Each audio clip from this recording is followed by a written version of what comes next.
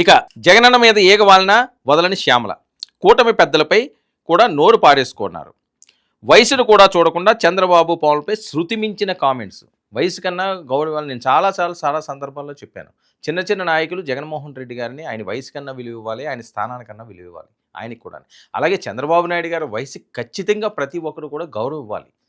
విధానపరంగా మీరు ఏదన్నా మాట్లాడండి, అంతేగాని గౌరవం ఇవ్వకుండా ఎంత దారుణంగా కొడాలి నాని గారు కానీ, రోజా గారు కానీ, ఆ బొల్లు అది ఇది అది అని చెప్పి ఒక సీఎం స్థానానికి వాళ్ళు విలువ ఇవ్వలేదు, ఒక మనిషిగా విలువ ఇవ్వలేదు, ఒక వయసుకి విలువ ఇవ్వలేదు. ఎందుకండి? దానివల్ల ఏం సాధించారు కట్ చేస్తేని? ఇప్పుడు అదే పరిస్థితి, అదే మనకి ప్రయారిటీ, ఆ రకంగానే మనం మాట్లాడాలి, అదే మన స్టాండు, అదే మన స్క్రిప్టు అని ఎవరు అనుకున్నా సరే వాళ్ళకి రాజకీయ భవిష్యత్తు అగమ్యగోచరంగానే ఉంటుంది. ఒక రోజు బాగుండొచ్చు, రెండో రోజు మాత్రం ఖచ్చితంగా బాగోదు. శ్యామల లిమిట్స్ క్రాస్ చేసి మాట్లాడినా చర్యలు తీసుకొని ప్రభుత్వ పెద్దలంటూ ప్రచారం.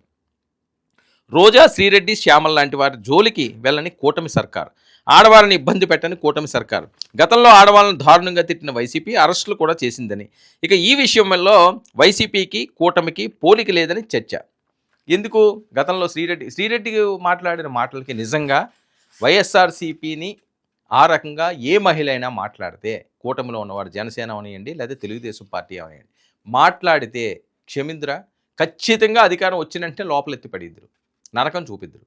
కానీ వీళ్ళు మహిళల జోలికైతే వెళ్ళలేదని చెప్పాలి. మహిళల జోలికి అసలు వెళ్ళలేదు.